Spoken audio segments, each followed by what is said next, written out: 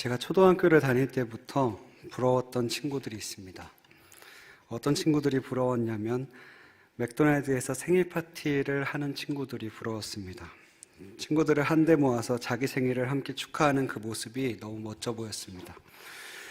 그래서 저도 그런 생일 파티를 하고 싶었습니다. 그리고 맥도날드가 그 당시 저에게 굉장히 특별한 곳이었습니다. 좋은 곳, 특별한 날에 가는 곳으로 인식되던 시기라서 더욱 맥도날드에서 생일 파티를 하고 싶었습니다. 근데 저는 맥도날드는커녕 친구들을 불러 모아서 함께 생일 파티를 초등학교 때 단 한 번도 하지 못했습니다. 중학교에 가서도 이 마음은 이어졌습니다. 생일 때만 되면 좋은 곳에서 좋은 친구들과 함께 좋은 음식점에 가서 생일 파티를 열고 싶다는 마음이 굉장히 컸습니다. 중학교 때는 가장 좋은 음식점으로 인식되던 곳이 피자헛이었습니다. 하지만 중학생인 저는 돈도 없고 알바를 할 수 있는 것도 아니어서 중학생 때도 그 바람은 이루어지지 않았습니다. 그런데 중학교 3학년 생일 때 일어난 하나의 사건으로 저는 더 이상 좋은 곳에서 생일 파티하는 친구들이 부럽지 않게 됐습니다. 저희 집은 부모님께서 맞벌이를 하셔서 그랬는지 생일이나 기념일을 중요하게 챙기는 집은 아니었습니다. 집마다 분위기가 다 다르다고 하더라고요. 저희 집은 기념일 챙기는 분위기는 아니었습니다. 그래서 중학교 3학년 생일날에도 어느 때와 같이 생일날인데도 조용히 집에서 있었습니다. 저녁에 부모님이 퇴근하시면 맛있는 거 사달라고 해야지 정도 생각만 하고 있었습니다. 그렇게 혼자 집에 있는데 누군가 저희 집 문을 두들기는 소리가 들렸습니다. 나가보니까 저랑 친한 친구 무리들이 있었습니다. 그 친구들 중에 한 명이 저희 집을 문을 두들긴 겁니다. 그리고 저에게 나오라고 손짓했습니다. 나오라고. 나가보니까 저랑 친했던 친구들이 다 같이 모여 있었습니다. 그리고 손에는 케이크를 들고 초를 꽂고 불을 붙이고 저를 기다리고 있었습니다. 그리고 친구들은 손에 케이크를 든 채로 저에게 생일 축하 노래를 불러줬습니다. 저는 태어나서 처음으로 받아보는 서프라이즈 파티에 정말 깜짝 놀랐습니다. 그리고 그 논란과 동시에 제 생일을 축하해주기 위해서 모인 친구들의 그 모습에 정말 큰 감동을 받았던 기억이 있습니다. 지금도 생일 파티를 생각하면 그때 그 시절 친구들이 챙겨주었던 생일 파티가 가장 먼저 기억이 날 정도로 중학교 3학년 생일은 잊을 수 없는 날이었습니다. 그리고 참 신기했던 것이 제 안에 있던 열망 중 하나인 좋은 음식점에서 생일 파티를 하는 것에 대한 부러움이 완전히 사라졌습니다. 더 이상 전혀 부럽지가 않았습니다. 생각해보면 참 신기합니다. 그날 친구들이 서프라이즈 파티를 해주고 저희가 간 곳은 고작 놀이터였습니다. 그리고 놀이터에서 다 같이 모여서 케이크를 나눠 먹었습니다. 그리고 또 했던 것이 수다 떨다가 집에 간 게 끝입니다. 그게 답니다. 정말입니다. 그런데 좋은 음식점도 가지 못했고 노래방도 가지 못했습니다. 그런데 그런 것들이 전혀 생각나지 않을 정도로 그날의 생일은 아주 큰 행복으로 제 마음속에 자리 잡고 있었습니다. 왜 그렇게 기분이 좋았을까요? 그리고 그날이 왜 그렇게 인상 깊었을까요? 그날이 인상 깊은 이유를 지금 생각해보면 나 자신이 얼마나 소중한 존재인지 느끼도록 해준 첫 번째 날이기 때문인 것 같습니다. 그냥 단순히 생일 파티를 해주어서 기분이 좋았던 것이 아니라 내가 얼마나 소중한 존재인지를 느꼈던 날, 그런 날이었기에 저는 그 날을 잊지 못하고 있습니다. 중학교 3학년 때 친구들이 제게 해주었던 서프라이즈 파티는 제 인생에 절대 잊을 수 없는 아름다운 기억입니다. 아마도 대부분의 사람들이 저와 같이 이렇게 기분 좋은 기억들이 하나쯤은 있으실 겁니다. 자신이 얼마나 소중한 존재인지를 느꼈던 기억, 그런 경험들 말입니다. 그때를 떠올려 보면 우리는 괜스레 미소를 짓게 됩니다. 그런데 오늘 우리가 함께 살펴볼 이야기도 예상치 못한 순간에 존재 가치를 잃어버린 채 살아가던 한 사람이 삶의 행복을 찾게 되는 아름다운 이야기입니다. 오늘의 본문은 우리에게 조금 더 특별함을 주는 본문인데요. 왜냐하면 오늘의 본문이 교회가 향해야 하는 방향성 중 첫 번째 방향을 알려주는 이정표가 되는 본문이기 때문입니다. 우리가 오늘 살펴볼 사도행전 3장은 오순절 성령의 임재를 경험한 사람들이 교회로 모이고 처음 움직인 사건으로 우리에게 특별한 본문입니다. 그러니까 교회가 탄생하고 나서 첫 번째로 한 행동이 오늘의 본문인 겁니다. 교회 대표성을 띠고 있던 베드로와 요한은 제9시 기도 시간에 성전에 올라갔습니다. 유대인들은 성전에 매일 3번씩 기도하러 올라갔는데 베드로와 요한도 유대인이기 때문에 성전에 올라가고 있는 겁니다.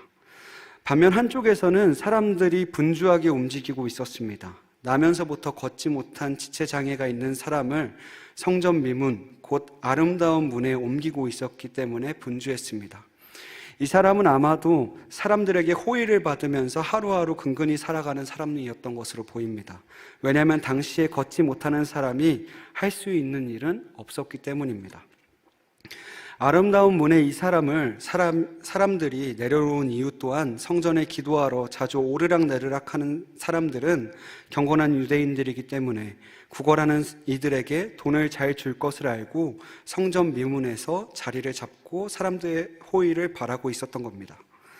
베드로와 요한이 성전으로 올라가던 날, 그날도 평소와 같이 날마다 그랬듯 성전 문 앞에 앉아 사람들에게 구걸을 하고 있었습니다. 그런데 어느 때와 같이 구걸을 하고 있던 이 걷지 못하는 사람을 뻔히 쳐다보는 두 사람이 있었습니다. 바로 베드로와 요한입니다. 베드로와 요한은 이 걷지 못하는 사람을 왜 그렇게 빤히 쳐다보았을까요? 그리고 어떤 시선으로 그들을 바라봤을까요? 아마 베드로와 요한의 시선은 긍휼과 연민의 시선이었을 겁니다. 왜냐하면 지금의 베드로와 요한은 오순절 성령 강림을 경험한 성령 충만한 제자들이기 때문입니다. 이들의 이러한 시선에 나면서부터 걷지 못한 사람은 놀랐습니다. 왜냐하면 자기가 누구에게도 이러한 눈길을 사람들에게 받았던 경험이 없기 때문입니다. 신약시대의 사람들은 장애나 질병을 죄와 연관지어서 생각했습니다. 하나님 앞에서 어떤 죄를 지었길래 걷지 못하는 병을 앓고 있냐 라던가 부모의 죄 때문에 벌을 받고 있다는 생각, 판단으로 사람들은 나면서부터 걷지 못한 사람을 바라보고 있었습니다. 그래서 사람들은 자신의 명예를 뽐내기 위해서 구걸하는 이들에게 종종 주머니를 내어주기도 했지만 그들에게 다가가 말을 걸거나 따뜻한 시선을 보내지는 않았습니다. 그런데 베드로와 요한은 이 걷지 못하는 사람에게 무엇인지 모르는 뜨거운 시선을 보냈습니다. 그런데 두 사람의 시선이 아무래도 많이 낯설게 느껴져서 그랬는지 걷지 못하는 사람은 시선을 피했습니다. 그러자 베드로와 요한은 자신의 눈을 피한 걷지 못하는 사람에게 이렇게 말합니다. 우리를 보세요. 그러자 이 못 걷는 사람은 무엇이라도 주려나 보다 하면서 시선을 다시 마주칩니다. 이어서 눈을 마주친 베드로가 이렇게 말합니다. 은과 금은 내게 없어요. 그러나 내가 가지고 있는 것, 이것을 그대에게 드립니다. 나사렛 사람 예수 그리스도님의 이름에 힘입어 일어나 걸으세요. 이 말과 오른손을 내밀어 그 사람을 일으켰습니다. 그러자 어머니의 태부터 단 한 번도 다리에 힘을 얻지 못한 이 사람은 태어나서 처음 발과 발목에 힘을 주어서 일어날 수 있었습니다. 단 한 번도 상상해보지 못한 일이었습니다. 40년이라는 시간 동안 날마다 성전 문에 앉아 일평생을 성전 문에 있는 배경처럼 늘 자리에 앉아 있었던 사람입니다. 걸을 수 있는 상상은 단 한 번도 해본 적이 없습니다. 그런데 그런 자신이 걷게 된 겁니다. 이 사람은 지금까지 서름을 딛고 기쁨의 한호를 질렀습니다. 그리고 또 뛰기도 하고, 그리고 또 서기도 하고, 그리고 또 걷기도 하면서 하나님을 찬양했습니다. 단 한 번도 상상하지 못한 뜻밖의 일이 이 자리에서 지금 일어난 겁니다. 오늘 우리는 성령 강림 사건 이후 교회가 처음으로 드러난 이 아름다운 이야기를 통해서 교회의 방향을 가리키는 첫 번째 이정표가 어디를 향하고 있는지, 교회 공동체가 어디를 향해서 걸어가야 하는지를 이 본문을 통해서 우리는 배울 수 있습니다. 첫 번째, 교회가 향해야 하는 방향은 배경이 된 사람들을 향한 시선에 있습니다. 오늘의 본문에서 등장한 나면서부터 걷지 못한 사람은 평생을 성전, 아름다운 문에 앉아 있었던 사람입니다. 성경은 이 사람을 이렇게 묘사했습니다. 사도행전 3장 2절입니다. 나면서 못 걷게 된 이를 사람들이 메고 오니 이는 성전에 들어가는 사람들에게 구걸하기 위하여 날마다 미문이라는 성전 문에 두는 자라. 날마다 성전 문에 있었다. 날마다 성전 문에 있었다라고 합니다. 사도행전 4장에 이 걷지 못한 사람의 나이가 나오는데 걷지 못하는 사람의 나이는 40세입니다. 나이를 감안하여 볼 때 정말 긴 시간 동안 이 사람은 성전 문 앞에만 앉아 있었습니다. 어느 순간부터 이 걷지 못하는 사람이 마치 성전 문에 있는 장식처럼 배경처럼 느껴지기도 할 정도로 많은 사람들에게 이 사람은 익숙했을 겁니다. 그리고 배경이 되어버린 이 사람은 더 이상 사람들의 눈에 들어오는 존재가 아니었을 겁니다. 그냥 지나가는 존재인 겁니다. 배경이 되어버렸습니다. 그런데 중요한 것은 베드로와 요한조차도 경건한 유대인이라서 기도하러 자주 오르락내리락 하면서 이 사람을 분명 지나가다가 봤을 겁니다. 이 사람은 성전 아름다운 문 앞에 목 좋은 곳에 경건한 유대인들의 자비를 바라면서 늘 그 자리를 날마다 지켰기 때문입니다. 그런데 지금껏 베드로와 요한은 그에게 시선을 주지 않았습니다. 그런데 성령의 임재를 경험한 이후 교회로 거듭난 제자들은 지금껏 수도 없이 지나다녔던 길에서 보지 못한 배경과 같은 이 사람을 볼 수 있게 됐습니다. 성령으로 거듭나기 이전에, 교회의 시작 이전에 베드로와 요한도 사람인지라 어찌 보면 일반 유대인들의 사고처럼 이들이 누구의 죄 때문에 장애를 가지게 되었을까라는 판단만 할 뿐 시선을 둘 생각을 하지 않고 그저 성전 미문에 있는 배경으로, 밑그림으로 생각하면서 이 사람을 지나쳤을 수도 있습니다. 그런데 성령님의 임재를 경험한 이 둘은 과거와는 달랐습니다. 새한글 성경은 베드로와 요한의 시선을 좀 더 강력하게 묘사합니다. 사도행전 3장 5절입니다. 베드로가 요한과 더불어 그를 뚫어지게 바라보고서 말했다. 우리를 보세요. 뚫어지게 바라보고서 말했다. 교회로 등장한 이 둘은 더 이상 유대인이 볼 수 없는 다른 세상을 볼 수 있는 눈을 얻게 됐습니다. 성령 강림 사건 이후에요. 새롭게 얻게 된 눈은 아마도 긍휼의 눈일 겁니다. 긍휼은 하나님이 인간을 향해 보내주시는 신적 시선입니다. 시편 67편의 기자는 이렇게 말합니다. 하나님은 우리를 긍휼히 여기사. 긍휼이라는 단어는 영어로 compassion입니다. 함께 라는 말과 패션, 고통, 순환이라는 의미가 합쳐진 단어입니다. 그러니까 고통과 괴로움에 함께 한다는 뜻이 담긴 단어가 바로 긍휼입니다. 히브리어로는 긍휼이 라함에서 나온 말입니다. 라함은 자궁이라는 의미를 가졌는데 이 말은 같은 태에서 나온 이들에 대한 감정이라는 기본적 의미에서 발전돼서 긍휼로 사용되었습니다.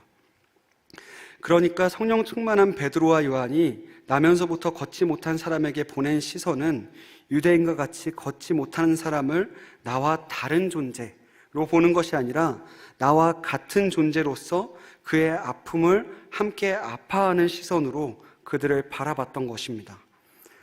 우리는 이 시간 이 대목에서 우리의 시선이 어디를 향하고 있는지 잠시 돌아봤으면 좋겠습니다.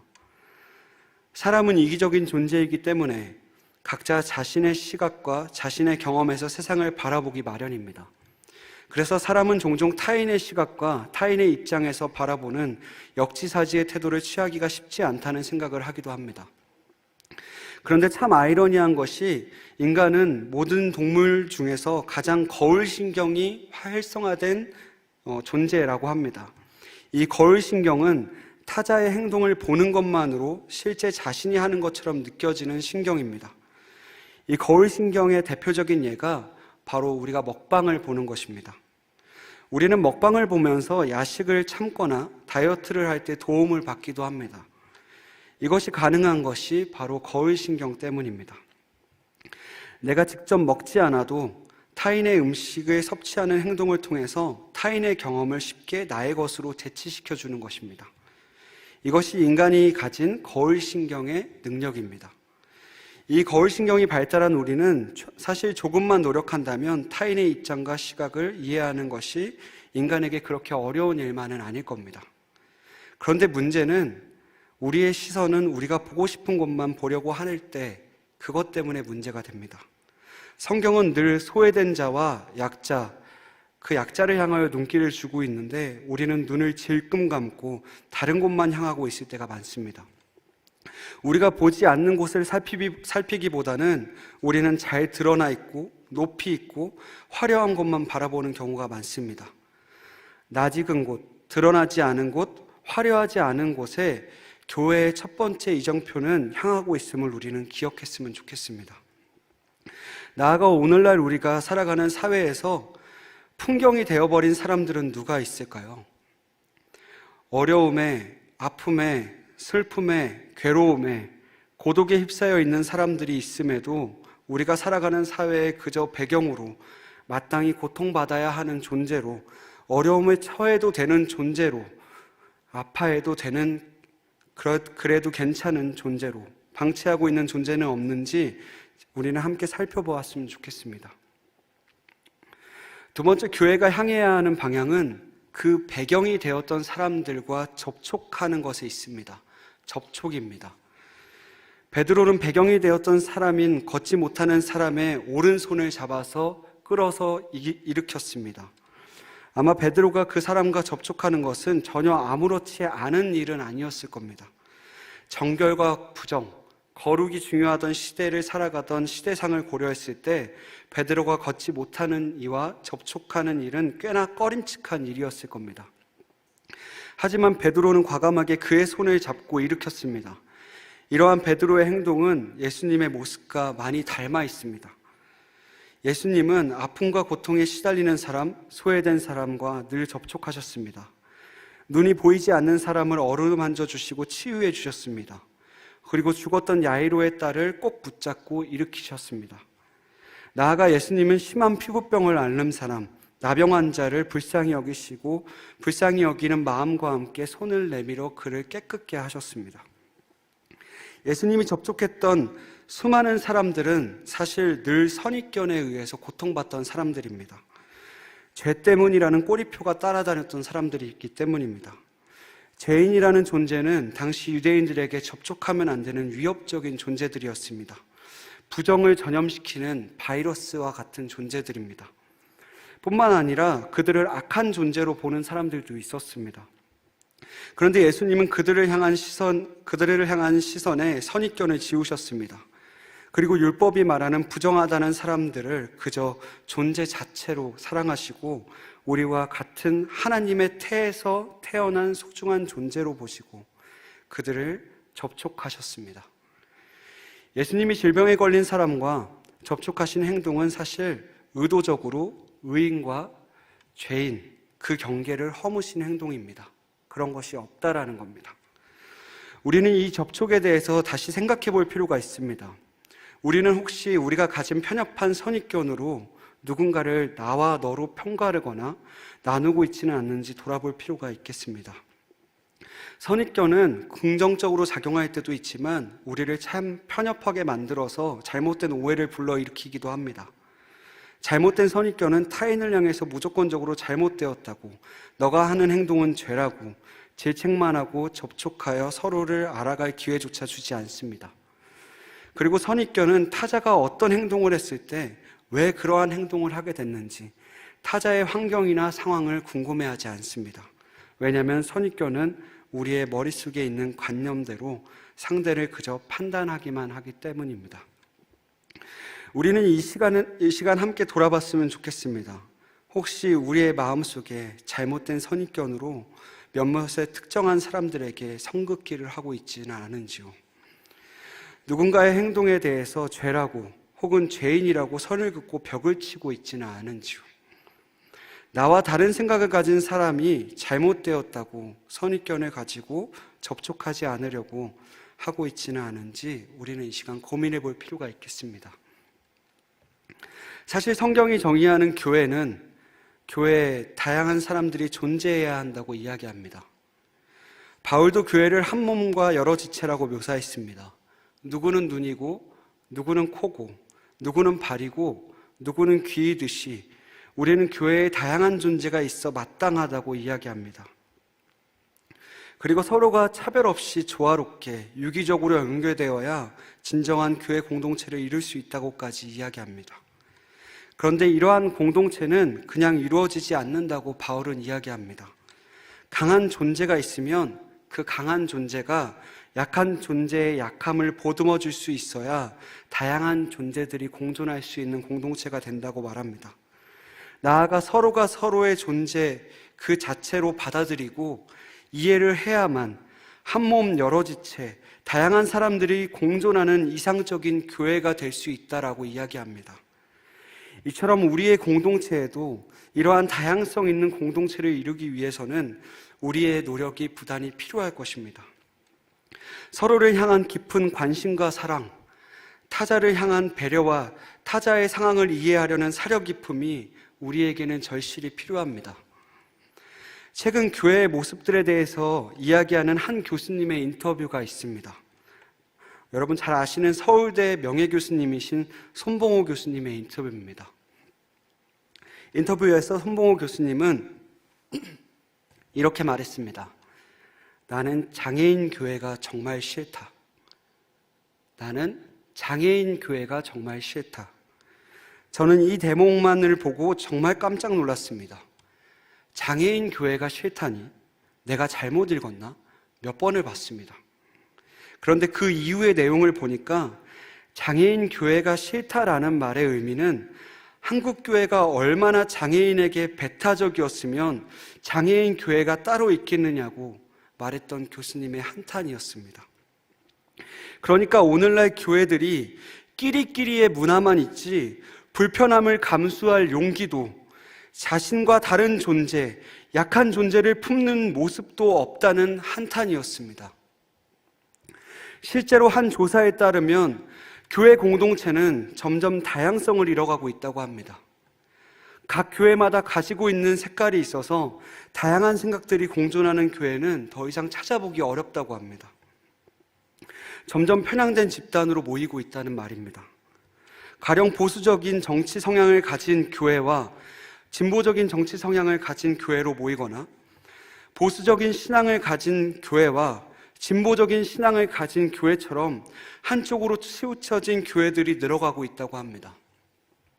이러한 공동체의 다양성의 부재는 긴 시간을 놓고 보았을 때 공동체 간의 큰 갈등을 야기시킬 수 있을 것 같습니다.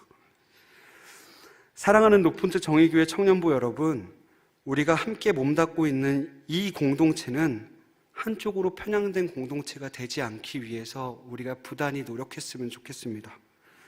서로의 존재의 다름이 인정되고 다양한 생각들이 존중받는 공동체, 누군가의 선입견에 상처 주지 않는 공동체가 되었으면 좋겠습니다. 나아가 서로의 상황과 환경을 왜 그랬을까? 저 지체가 왜 저런 행동을 할 수밖에 없었을까? 상황과 환경을 이해해주고 사려 깊게 배려해주는 우리 그런 공동체가 되었으면 좋겠습니다. 세 번째, 교회가 향해야 하는 방향은 나사렛 예수 그리스도의 이름을 향해야 합니다. 베드로는 걷지 못하는 사람을 일으킬 때 이렇게 선포했습니다. 은과 금은 내게 없거니와 내게 있는 이것을 내게 주노니 나사렛 예수 그리스도의 이름으로 일어나 걸어라. 이 선포와 함께 나면서부터 걷지 못했던 지체장애인은 더 이상 걷지 못하는 사람이 아니라 성전을 뛰어다니면서 하나님의 위대하심을 증언하는 사람이 되었습니다. 나사렛 예수의 이름으로 일어나 걸어라. 이 말은 무엇을 의미할까요? 마치 주문과 같기도 합니다. 그런데 나사렛 예수의 이름으로 라는 말은 어떤 주술이나 주문이 아닙니다. 그 말의 의미는 나사렛 예수가 걸어갔던 길, 그가 따랐던 가치가 옳다라고 생각하고 그 말에 권세를 두고 살아가겠다는 제자들의 의지이자 고백이었던 겁니다. 예수님의 가치는 우리가 잘 알다시피 하나님 나라의 가치를 두셨습니다. 세상의 악한 사람들을 품기 위해 걸어가셨고 유대 사회의 경계를 허무시고 모든 사람은 하나님 앞에서 존귀하다는 가치, 그리고 함께 살아감의 가치, 그것이 예수님이 걸어가셨던 하나님 나라의 정신입니다. 제자들은 그 정신을 따라서 오늘의 본문인 나면서 걷지 못한 사람에게 다가갔던 것입니다. 그런데 나사렛 예수의 가치를 따르던 이들을 가로막는 세력들 또한 있었습니다. 바로 산헤드린 공회입니다. 베드로와 요한은 오늘의 본문의 사건으로 산헤드린에 끌려가서 신문을 받게 되었습니다. 사내들이는 당시 유대 사회의 종교와 정치를 대표하는 최고 의결 기관이었습니다. 그런데 이들은 나사렛 예수의 이름으로 행하는 모든 일들을 싫어했고 반대했습니다. 왜냐하면 예수님의 가치는 지금까지 정해놓았던 정결과 부정의 법칙을 지워버리고 정확히 세워졌던 경계선을 허무셨기 때문입니다. 사도행전에서 나사렛 예수의 정신, 즉 교회의 가치와 사내들인의 정신, 즉 유대인의 가치는 끊임없이 충돌하게 됩니다. 이 두 집단은 모두 하나님을 믿는 사람임을 고려했을 때 우리는 우리에게 주는 신앙의 교훈이 하나 있습니다. 무엇이냐면 우리가 믿음의 삶을 살아갈 때 우리는 무엇에 우선적 가치를 두어야 하는가입니다. 교회는 예수님의 가치를 따라서 사람을 살리는 신앙을 소유한 사람들이었습니다. 타자를 향해서 정함과 부정함, 죄인과 의인으로 경계지어서 나누는 것이 아니라 모든 존재는 하나님 앞에서 소중함을 이야기하는 것이 교회의 우선순위의 가치관이었습니다. 반면 사내들인, 즉 유대교는 끊임없이 사람을 정함과 부정함으로 구분짓고 나와 너는 서로 다르고 나는 의롭고 너는 부정하다, 타자를 죽이는 신앙을 소유한 집단입니다. 나아가 자신들의 신앙과 반대된다면 타인을 해치기까지 하는 신앙이 바로 사내들인의 정신이었습니다. 사실 사내들인의 반대에서 살아가던 교회의 가치는 세상이 원하는 뜻에 반대되는 세상의 뜻 밖의 일이기도 했습니다. 성령 충만한 공동체인 제자들도 자신이 살아가던 세상의 주류의 뜻에 거슬러 살아가는 것은 마냥 쉽지만은 않았을 겁니다. 그럼에도 불구하고 교회로 모인 제자들은 예수님의 가치에 희망을 두고 살아갔습니다. 이들이 위협을 무릅쓰고 끝까지 예수님의 가치를 따라 살아갈 수 있었던 이유는 무엇일까요? 단 하나입니다. 2개도 아니고 3개도 아니고 단 한 가지입니다. 바로 자기 자신을 믿는 신실함이 아닌, 자기 신실함이 아닌 하나님의 신실하심을, 예수를 부활시켰던 그 하나님의 신실하심을 믿었던 겁니다. 성서학자 조셉 피츠마이어는 오늘의 본문에 등장하는 나면서부터 걷지 못하는 사람을 희망이 전혀 없는 사람, 존재 이유를 잃어버린 사람을 상징하는 사람이라고 합니다. 그러니까 걷지 못하는 사람은 성경에서 희망을 잃은 사람을 상징한다는 겁니다. 그런데 오늘의 이야기에서 나면서 단 한 번도 걸어본 적 없는 사람이 나사렛 예수의 가치에 희망을 걸었던 제자들의 뜨거운 시선으로, 그리고 오른손을 마주잡음으로, 그 접촉으로 일어나게 된 뜻밖의 일은 희망이 전혀 없던 사람에게 희망을 가져다 준 사건이자 존재 이유를 잃어버린 사람이 자기가 얼마나 소중한 존재인지 깨닫게 되는 회복의 사건이라고 할 수 있습니다. 사랑하는 여러분, 교회를 통해서 희망을 잃었던 사람이 희망을 되찾고 존재 가치를 잃어버린 사람이 존재의 소중함을 깨닫게 된 기적이 일어난 것처럼 우리 공동체에도 공동체의 따뜻한 시선과 손길을 통해 존재의 가치를 잃어버린 사람이 존재의 소중함을 깨닫게 되는 기적이 일어나는 공동체가 되길 소망합니다. 비록 세상은 효율과 비효율로 사람을 판단하고 네 편과 내 편으로 사람을 나누고 자본만이 우리의 인생의 행복이라고 말하는 세상일지라도 우리는 효율보다는 존재의 소중함을 주장하는 공동체, 나와의 다른 존재를 인정하는 공동체, 서로의 의견을 수용하는 공동체로 뜻밖의 일, 기적이 넘치는 공동체로 우리가 함께 나아갔으면 좋겠습니다. 이제 말씀을 맺겠습니다. 오늘의 말씀을 통해서 우리는 교회의 첫 번째 행적을 통해 교회의 방향성에 대해서 살펴볼 수 있었습니다. 교회가 출현하고 바로 첫 번째 있었던 사건에서 오늘의 본문이 등장합니다. 성령의 임재를 경험한 교회의 사랑으로 단 한 번도 희망을 경험하지 못한 사람이 40년이라는 공백을 깨고 자신의 존재의 가치를 발견한 것처럼 우리 공동체에서도 우리의 존재 가치가 회복되는 뜻밖의 일이 일어나는 공동체가 되길 진심으로 간절히 소망합니다. 그래서 우리 공동체가 누구나 들어올 수 있는 공동체, 그리고 다양한 의견이 공존하는 공동체, 고립되는 공동체가 아닌, 편향된 공동체가 아닌 다양한 의견들이 넘쳐나는 공동체, 그리고 모든 사람들이 공존할 수 있는 공동체가 되길 진심으로 간절히 기도합니다.